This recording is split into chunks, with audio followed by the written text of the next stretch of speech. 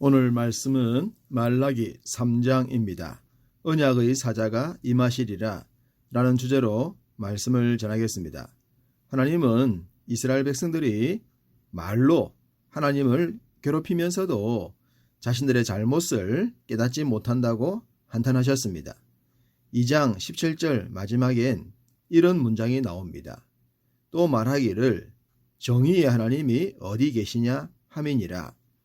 이것이 당시 이스라엘 백성들의 영적인 상태였습니다. 물론 제사장들까지도 포함해서 말입니다. 사실 이 정도까지 되었다면 답이 없지 않겠습니까?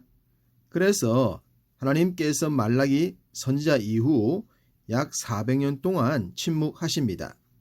선지자를 보내시지도 않고 계시도 기록하지 않으셨습니다.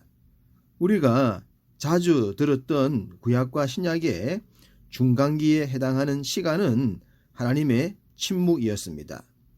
물론 하나님께서 침묵하셨다고 해서 하나님의 역사가 단절된 것은 아닙니다.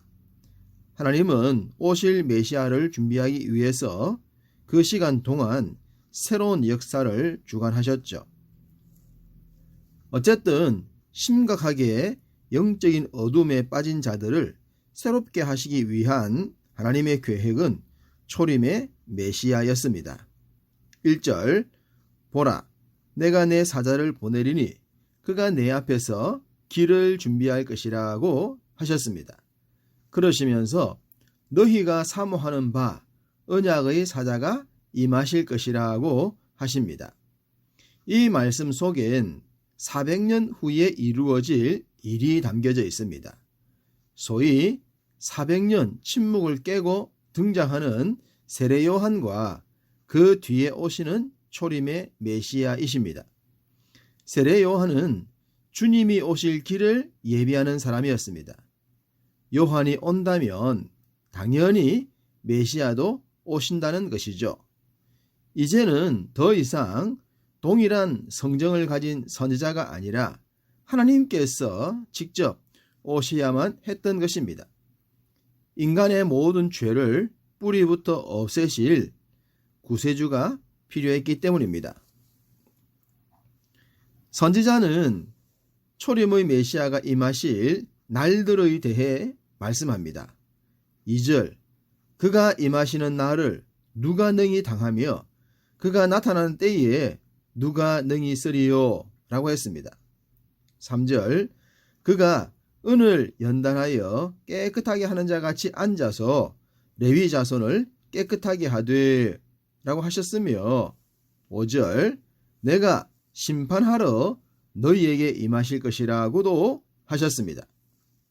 이 말씀들을 요약해보면 메시아가 오시는 날은 그 앞에 감히 설 수 없는 날이요 심판의 날이며 정결케 되는 날입니다. 사실 이 말씀은 초림의 메시아가 아니라 재림의 메시아에 대한 말씀으로 보이기도 합니다. 궁극적인 심판은 재림의 메시아를 통해 완성되기 때문입니다. 아마 말라기 선지자의 생각도 그러했을 것 같습니다.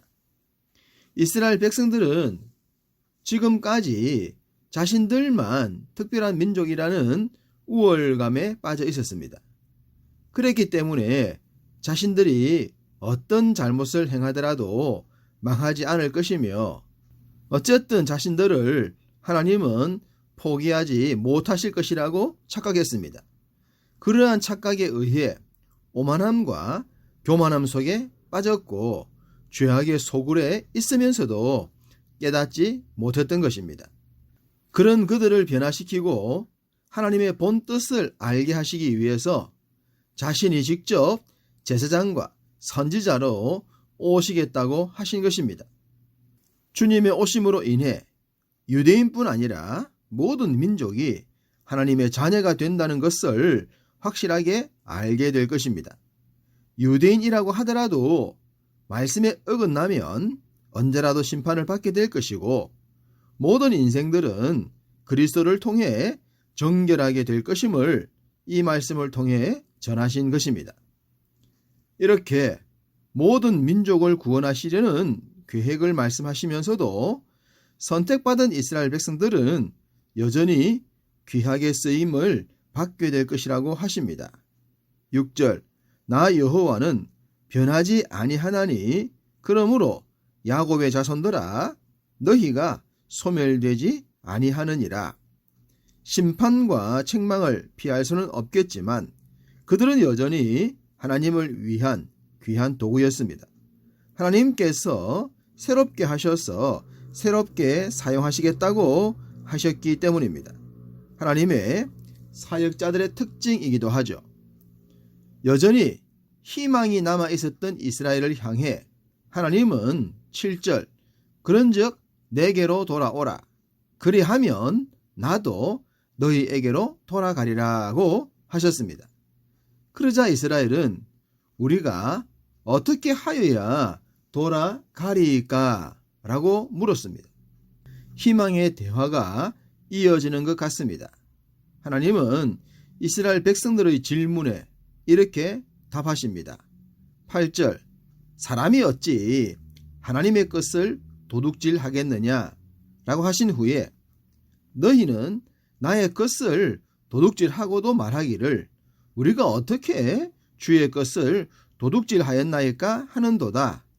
이는 곧 11조와 봉헌물이라.